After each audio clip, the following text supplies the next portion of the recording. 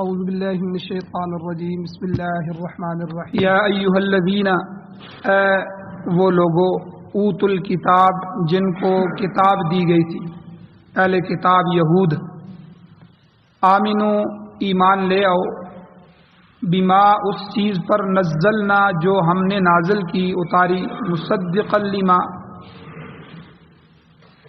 وہ ایسی کتاب ہے کہ جو تصدیق کرنے والی ہے، لما اس کی، معاکم جو تمہارے پاس ہے، تمہاری کتاب تورات انجیل وغیرہ کی بھی وہ قرآن مجید تصدیق کرنے والا۔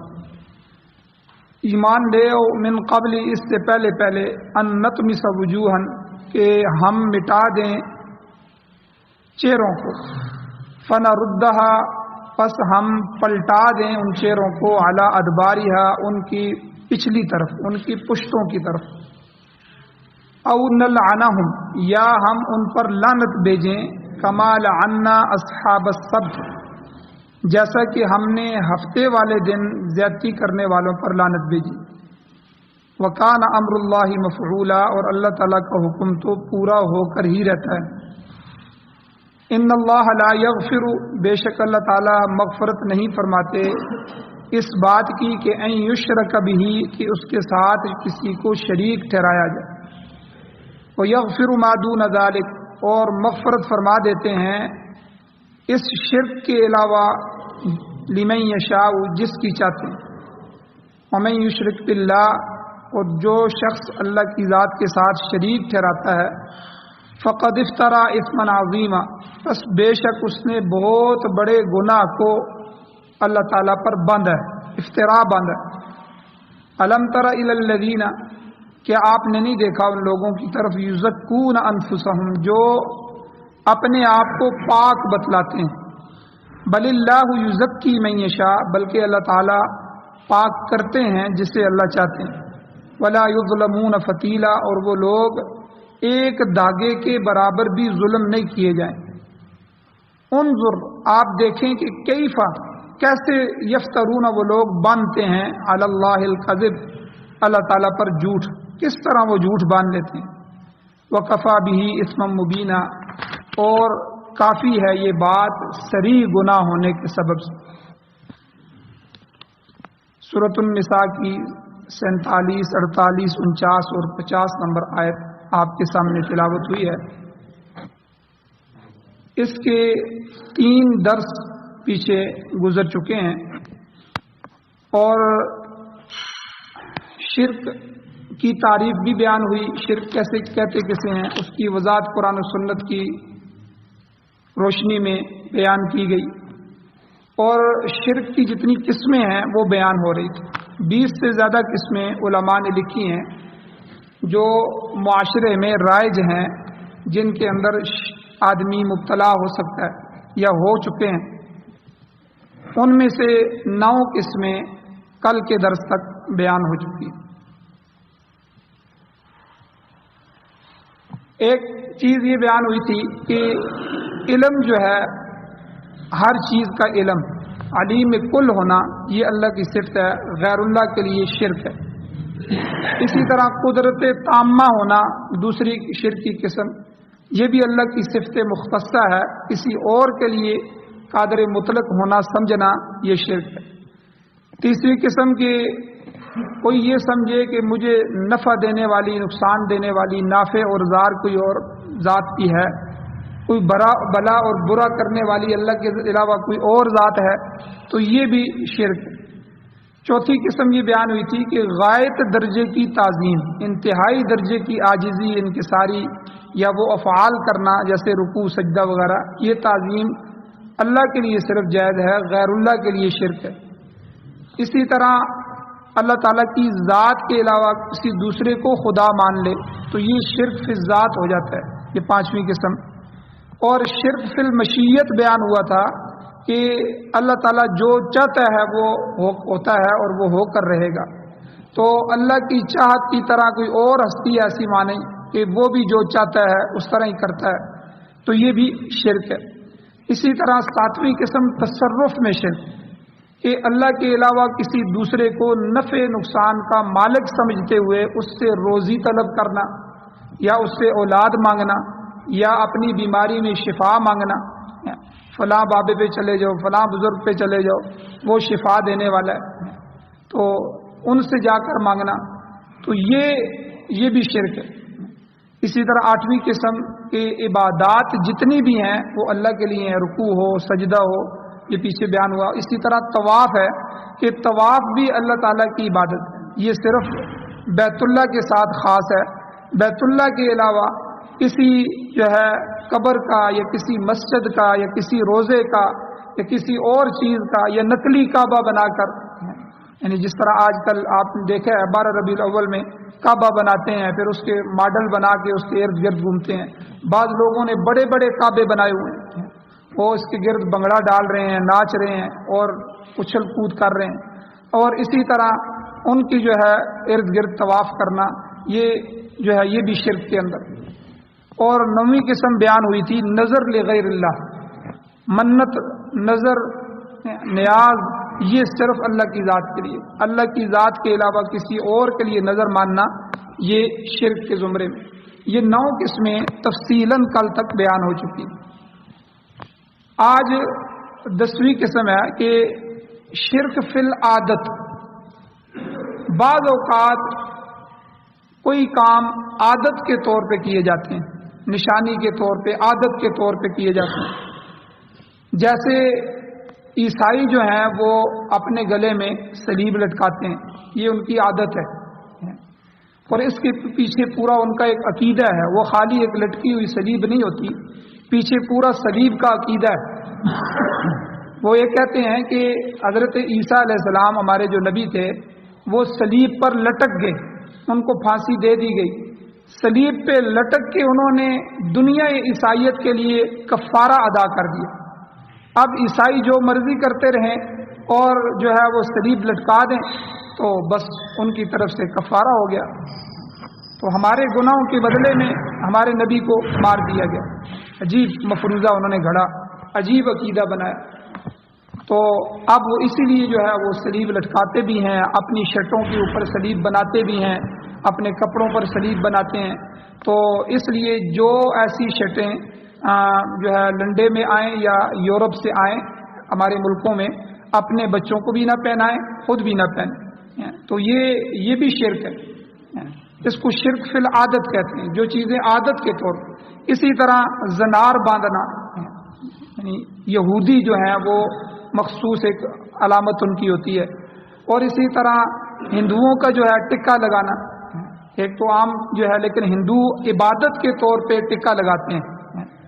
ہمارے حکمران چونکہ اجہل الجاہلین ہیں تو ان کو تو دین کا بالکل علم نہیں ہے، جو کلمہ نہیں پڑھ سکتے اور سورہ اخلاص نہیں پڑھ سکتے، ان بیچاروں کو کیا پتہ ہوگا۔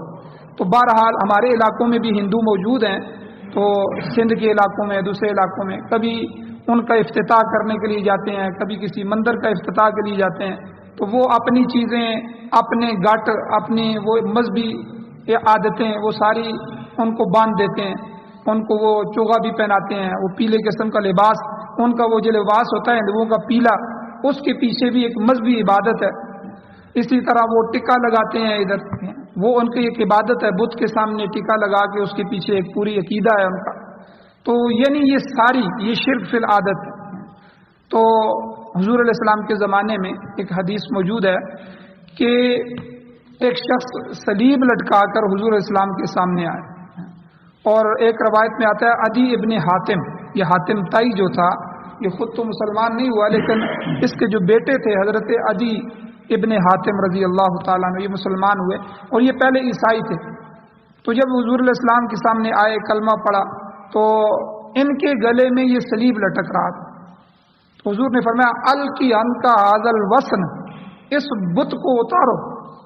حضور نے اس کو بت فرمایا، صلیب کو، اس کو گلے سے اتار دو۔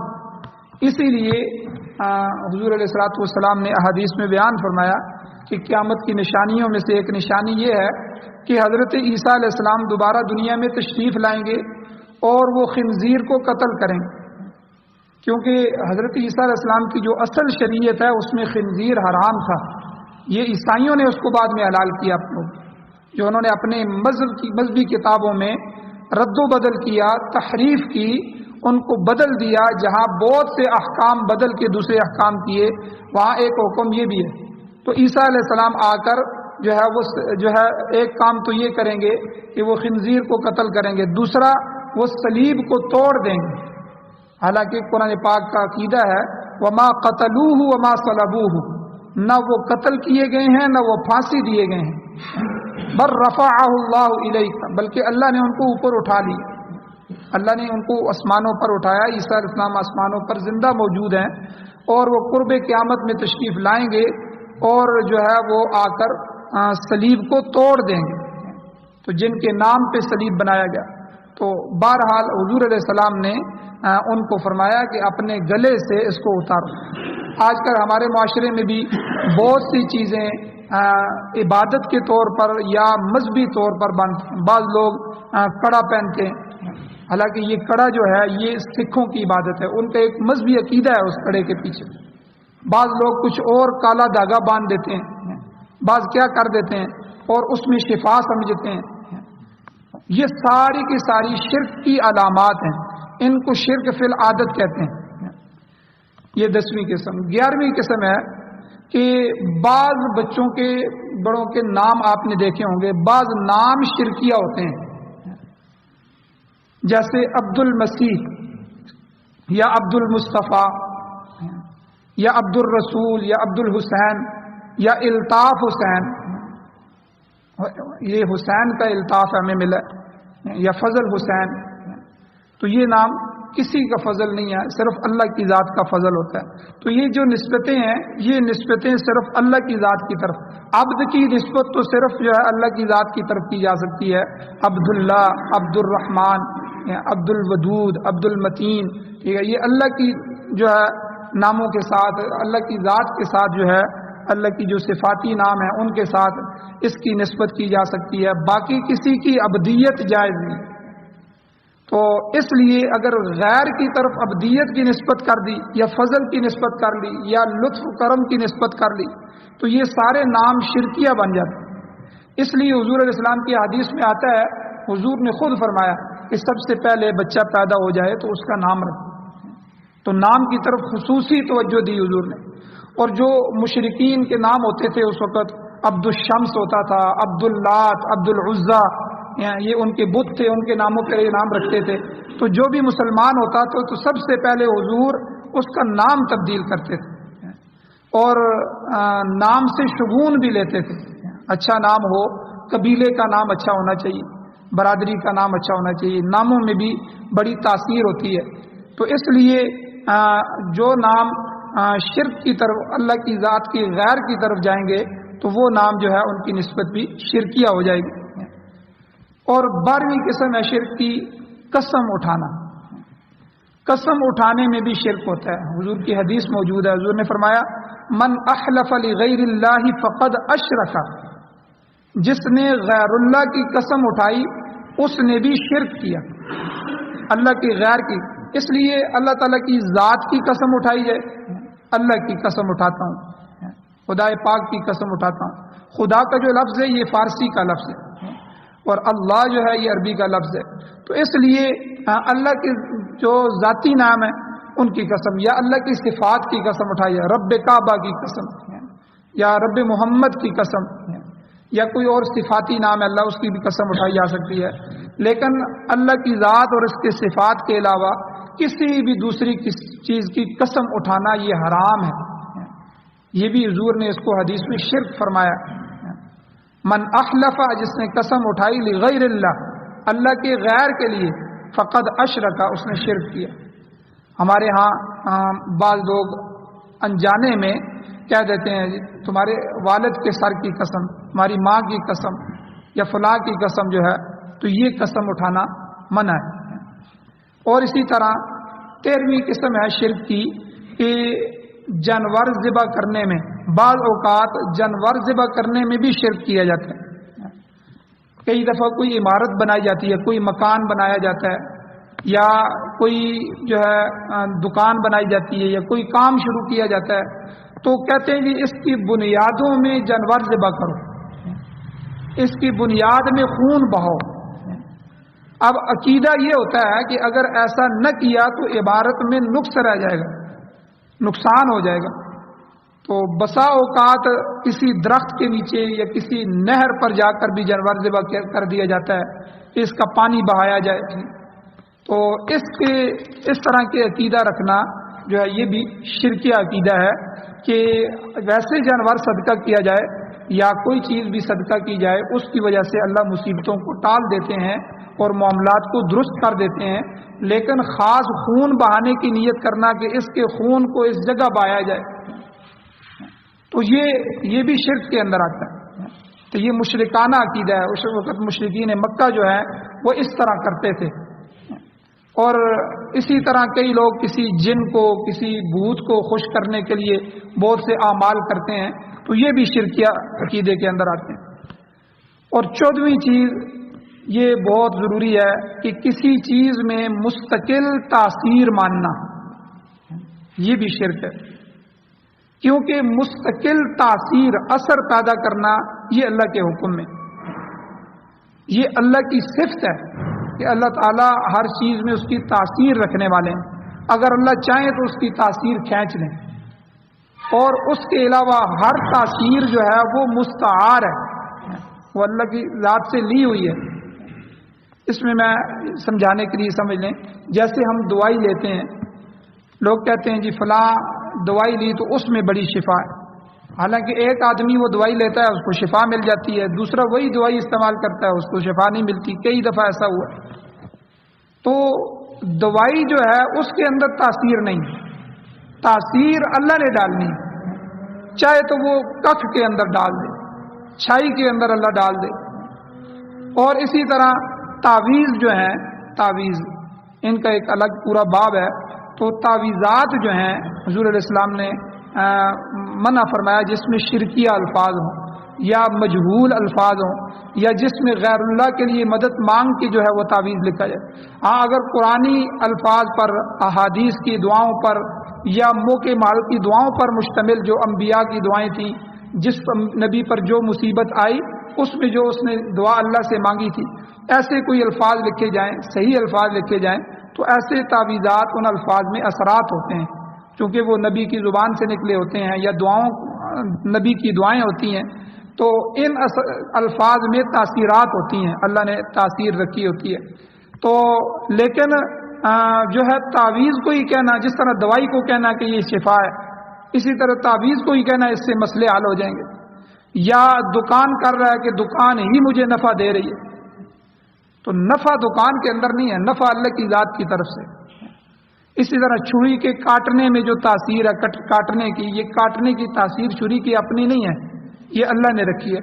آپ دیکھیں نا حضرت ابراہیم علیہ السلام جب ذبح کر رہے ہیں اسماعیل علیہ السلام کو، اللہ نے اس تاثیر کو کھینچ لیا۔ اب وہ چھری تو چل رہی ہے، وزن بھی اوپر پڑا ہوا ہے، زور بھی لگ رہا ہے اور ادھر ادھر ہو رہی ہے، لیکن گلا نہیں کٹ رہا۔ اور آگ کے اندر جلانے کی تاثیر اللہ نے رکھی ہے، لیکن وہی آگ جب ابراہیم علیہ السلام کو ڈالا گیا تو اللہ نے ان کے لیے اس کو گلے گلزار بنا دیا، ٹھنڈک بنا دیا، اور اس کے اندر سے اللہ نے اس تاثیر کو کھینچ لیا۔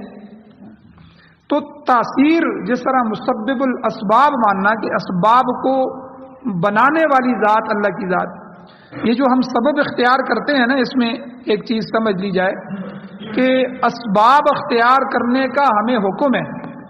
آپ جائیں مزدوری کریں، کمائی کریں، دکان کھولیں، ٹھیک ہے، بیمار ہو جائیں تو جائیں ڈاکٹر کے پاس دوائی لیں، تو یہ اسباب ہیں، اسباب کو اختیار کرنے کا حکم ہے، لیکن اسباب پر یقین کر لینا یہ کفر ہے کہ اسباب سے ہی ہوتا ہے، کیونکہ اللہ نے اس نظام کو اسباب سے جوڑا ہے کہ بھئی شادی کرو تو اللہ سے اولاد مانگو۔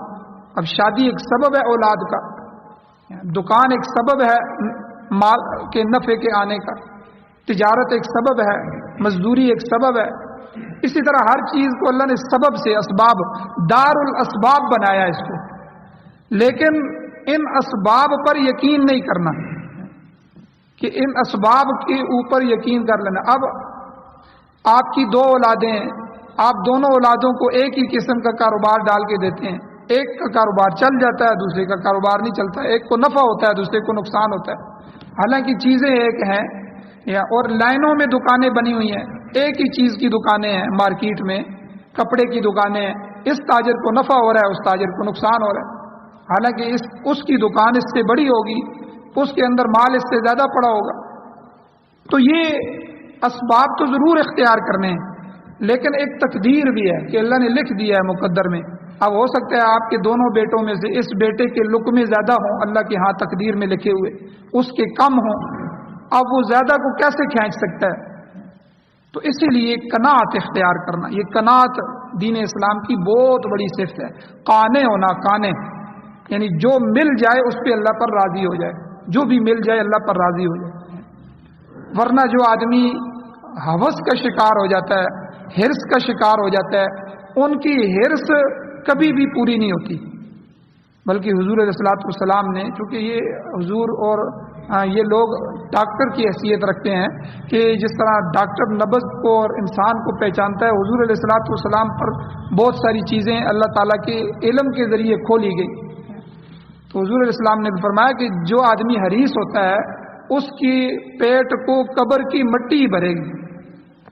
آپ اندازہ لگائیں، میں بڑی مثال دینے لگا ہوں، ہمارے اس وقت بڑے حکمرانوں میں سے نواز شریف ہے، عمران خان ہے اور زرداری ہے، یہ تین بڑی پارٹیاں ہیں، اور ان سب کی عمریں 70 80 سے اوپر ہو گئی ہیں، ان سب کی عمریں، لیکن ابھی ان کی ہرس جوان ہوئی ہے۔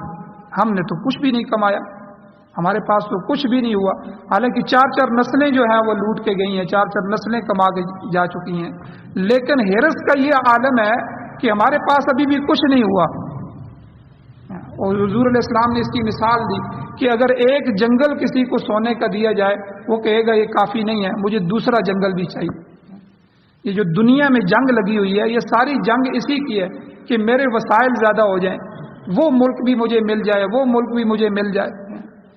تو یہ ہرس ہے، تو آپ ہرس کو جتنا بڑھائیں گے وہ بڑھے گی، اور قناعت جو ہے وہ قناعت آپ کو خوش رکھے گی کہ میرے اللہ نے جو لکھا ہے، میں تقدیر جو ہے پہ راضی ہوں۔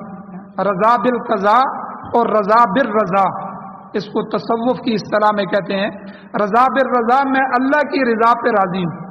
بھائی میرا بچہ دنیا سے چلا گیا، فوت ہو گیا، اللہ اس پہ راضی تھے، اللہ نے لے گئے، تو میں اللہ کی رضا پہ راضی ہوں۔ اللہ نے دیا تھا، اللہ نے لے لیا۔ میرا یہ نقصان ہو گیا، نقصان کسی نے کیا، میں تو اپنے فائدے کے لیے کر رہا تھا، اگر اللہ کی طرف سے نقصان ہو گیا تو میں اپنے نقصان پہ بھی راضی ہوں، کیونکہ اللہ نے کیا ہے۔ تو اپنی تقدیر پر بھی راضی ہو۔ والقدر خیرہ وشرہ من اللہ تعالی، یہ ایمان میں سے ہے، ایمان کی صفتوں میں سے ہے، ایمان مفصل میں لکھا ہوا ہے۔ اپنی اچھی بری تقدیر پر اس کو اللہ کی طرف سے مانتے ہوئے اس پہ راضی ہو، یہ اللہ کی طرف سے لکھا ہوا ہے، میں اس پہ راضی ہوں۔ یہ جو اولیاء اللہ ہوتے ہیں، ان کو اس دنیا سے اس لیے سروکار نہیں ہوتا کہ ان کی زندگی چل رہی ہوتی ہے، انہوں نے اپنے کام کو کرنا ہوتا ہے، اب اس کرتے کرتے جو کچھ ہو جائے اس پہ جو ہے وہ ان کی ٹس پہ مس نہیں ہوتی۔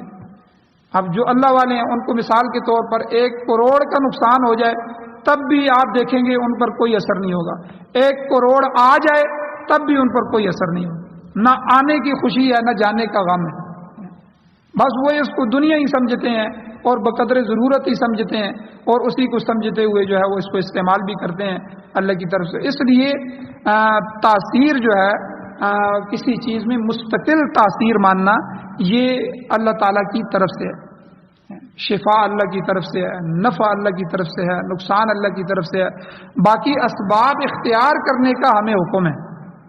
اسی لیے تو فرمایا کہ حج کے لیے جاؤ، تو شروع میں اس طرح ہوتا تھا کہ وہ جاتے تھے اور راستے میں پھر مانگنا شروع کر دیتے۔ اللہ نے کہا کہ زاد تقوی، اپنے جو ہے وہ زاد راہ جو ہے وہ اپنا پورا کر کے جاؤ، تقوی بھی ہو زاد راہ بھی ہو، پھر اگر کوئی اونچ نیچ ہو جائے پھر اللہ کی طرف متوجہ ہو جائے۔ تو اس لیے اسباب کا اختیار کرنا یہ سنت ہے، لیکن اسباب پر یقین کر لینا کفر ہے۔ تو مستقل تاثیر چیزوں کی یہ اللہ کے ہاتھ میں ہے، اللہ کے غیر کے ہاتھ میں نہیں ہے۔ تو بندہ اگر کسی اور کے ہاتھ میں مانے یا کسی اور عمل پر یقین کرے کہ اس عمل سے ہی ہو رہا ہے، تو یہ بھی شرک کے زمرے میں آتا ہے۔ اور 15ویں قسم ہے استعانت ما فوق الاسباب، اسباب سے اوپر چیز کو جو ہے کسی غیر سے مانگنا۔ عالم اسباب میں ایک دوسرے کی مدد کرنا یہ شرک نہیں ہے۔ تعاونوا علی البر والتقوی، اللہ تعالیٰ نے خود قرآن میں حکم دیا ہے کہ نیکی اور تقوی کے کاموں میں ایک دوسرے کا ہاتھ بٹاؤ، تعاون کرو۔ البتہ مادی اسباب کے علاوہ غائبانہ طور پر اگر کوئی غیر اللہ سے مدد مانگتا ہے تو وہ مشرک ہے۔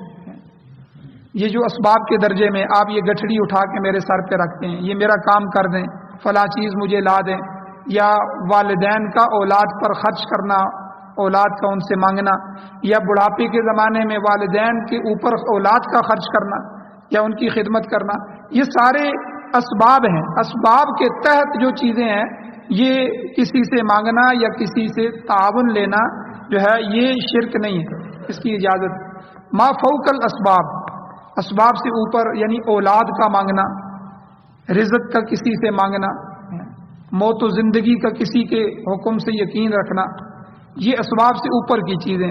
تو ما تحت الاسباب یہ تو جائز ہے، لیکن ما فوق الاسباب تو کسی اور سے استعانت لینا یہ بھی شرک کی قسم میں آتا ہے۔ ایاک نعبد و ایاک نستعین میں علماء اس کی وضاحت فرماتے ہیں کہ ما تحت الاسباب تو حکم بھی ہے کہ اسباب کے ماتحت رہ کے کسی سے مدد لی جا سکتی ہے، بلکہ حکم دیا گیا ایک دوسرے کی مدد کرو، اس پر ثواب ہے۔ اور اسی طرح 16ویں قسم ہے جو ہے شرک کی ندا، پکارنا، غیر اللہ کو حاضر ناظر سمجھ کر پکارنا، اور یہ عقیدہ رکھنا کہ وہ ہماری بات سنتے ہیں، یہ شرک ہے۔ جیسے یا شیخ عبد القادر جیلانی شیئا للہ، کچھ کیجیے ہمارے لیے اللہ کے واسطے، یہ الفاظ بھی، یا بہاء الحق زکریا، یا پیر دستگیر، یا علی، یا رسول اللہ مدد، یا حسین۔ تو یہ جتنی بھی ہستیاں اللہ کی ذات کے علاوہ جو بھی گزری ہیں، کسی ولی، فقیر، نبی اور کسی فرشتے کو یا کسی جن کو پکارنا، کسی سے بھی مدد کے لیے پکارنا، ندا کرنا اس کو، تو یہ غیر اللہ کو پکارنا ہے۔ اللہ کے غیر کو پکار کر اس کو حاضر ناظر سمجھ کے کہ وہ میری سن رہا ہے اور یہاں موجود ہے اور وہ میری مدد کو آئے گا۔ تو آپ اندازہ لگائیں کہ مشرکین کا یہ عقیدہ قرآن مجید میں لکھا ہوا ہے کہ وہ یہ عقیدہ رکھتے تھے کہ یہ جو ہمارے بت ہیں یہ ہماری سنتے ہیں، اس لیے وہ عام طور پہ بتوں کو ہی پکارتے تھے۔ لیکن قرآن نے عجیب بات لکھی ہے کہ جب ان کی کشتی بھنور میں پھنس جاتی تھی تو وہ صرف اپنے بتوں کو چھوڑ دیتے تھے، وہ اس وقت صرف اللہ کو پکارتے تھے۔ تو یعنی انتہائی مشکل میں جب آتے تو پھر ڈائریکٹ اللہ کو پکارتے تھے۔ تو لیکن آج کا جو مشرک ہے وہ ہر حال میں کہتا ہے کہ ان ہستیوں کو پکارو، انہی سے مدد مانگو۔ تو اس لیے ندا جو ہے کسی کو آواز دینا، یہ ہماری مسجدوں میں یہ جو لکھا ہوا نہیں ہوتا نا، یا اللہ، یا رسول، یا محمد، تو یہ یا اللہ تو ٹھیک ہے، یہ حرف ندا ہے۔ بعض کہتے ہیں جی آپ الصلاۃ والسلام علیکہ یا رسول اللہ کیوں نہیں کہتے؟ تو یا حرف ندا ہے، یہ یا حرف ندا کر کے یہ سمجھا جاتا ہے کہ حضور اس وقت میری بات سن رہے ہیں اور یہاں حاضر ناظر ہیں اور وہ میری مدد کو آئیں گے۔ حالانکہ ہمارا یہ عقیدہ ہے کہ حضور علیہ السلام جہاں موجود ہیں روضۃ الرسول میں، اپنے روضے میں، تو جو درود یہاں سے پڑھا جاتا ہے تو فرشتے اس درود کو لے کر جاتے ہیں۔ حضور نے خود حدیث میں فرمایا کہ سیاحین فی الارض، ملائکہ جو ہیں یہ زمین میں گھومتے رہتے ہیں، چکر لگاتے ہیں۔ جو آدمی درود پڑھتا ہے تو وہ اس کو لے کر جا کر حضور علیہ السلام پر پیش فرماتے ہیں، آپ کا فلاں بندہ آپ پر درود پڑھ رہا ہے۔ اور اگر آپ کو اللہ توفیق دے عمرے کی، حج کی، وہاں جانے کی، جو آدمی روضۃ الرسول پر حاضر ہوتا ہے تو حضور علیہ الصلوۃ والسلام اس کے درود کو خود سنتے ہیں، سماع فرماتے ہیں، کیونکہ حضور علیہ السلام قبر میں حیات ہیں۔ حیات الانبیاء کا ہمارا عقیدہ ہے کہ انبیاء اپنی اپنی قبروں میں زندہ ہیں اور یصلون، وہ نماز پڑھتے ہیں، یہ حدیث میں آیا الانبیاء واحیاء فی قبورہم یصلون۔ تو بہرحال جو ہے دور سے کسی کو پکارنا اور پھر یہ عقیدہ رکھنا کہ وہ میری بات کو سن رہا ہے اور پھر اس پر یہ عقیدہ رکھنا کہ وہ سن کے میری مدد کے لیے بھی آئے گا، تو یہ سارا کا سارا شرک۔ اور اسی طرح کچھ شرک کی قسمیں اور بھی ہیں، انشاءاللہ کل کے درس میں بیان کی جائیں گی۔ اللہ تعالیٰ سے دعا ہے اللہ ہمیں عمل کی توفیق عطا فرمائے۔ آمین۔ الحمدللہ رب العالمین والعاقبۃ للمتقین والصلاۃ والسلام علی رسولہ النبی الامی الکریم۔ یا اللہ ہماری کمیوں کو تائیوں کو معاف فرمائیے، درگزر فرمائیے، صغیرہ کبیرہ گناہوں کو معاف فرمائیے۔ یا اللہ خالص توحید نصیب فرمائیے، اللہ اپنی ذات کے ساتھ مخلصانہ تعلق نصیب فرمائیے۔ یا اللہ کفر سے، شرک سے، نفاق سے، بدعات سے، رسم و رواج سے، یا اللہ ہر طرح کی برائیوں سے ہمیں محفوظ فرمائیے۔ یا اللہ جو عقائد نبی علیہ الصلوۃ والسلام نے بتائے، قرآن نے بتائے، یا اللہ انہی کے مطابق ہمیں اپنا عقیدہ بنانے کی توفیق عطا فرمائیے۔ یا اللہ نبی علیہ الصلوۃ والسلام سے، اہل بیت اطہار سے، صحابہ کرام سے، اولیاء اللہ علماء کرام سے محبت نصیب فرمائیے۔ یا اللہ ان حضرات کے نقش قدم پر چلنا ہمارے مقدر فرمائیے۔ یا اللہ قرآن و سنت کی حکومتیں نصیب فرمائیے، قرآن و سنت کا غلبہ نصیب فرمائیے، قرآن و سنت کو بطور آئین، بطور دستور، بطور ضابطۂ حیات نصیب فرمائیے۔ پاکستان سمیت پوری دنیا میں امارت اسلامیہ، شریعہ، خلافت راشدہ کا نظام نصیب فرمائیے۔ یا اللہ نیک صالح حکمران نصیب فرمائیے۔ یا اللہ جو حضرات بیمار ہیں ان کو شفا عطا فرمائیے، جو پریشان حال ہیں ان کی پریشانیوں کو دور فرمائیے، جو مقروض ہیں ان کے قرضوں کے پورا کرنے کے اسباب پیدا فرمائیے۔ یا اللہ جو حضرات ایمان کی حالت سے اس دنیا سے جا چکے ہیں یا اللہ ان سب کی بخشش فرمائے۔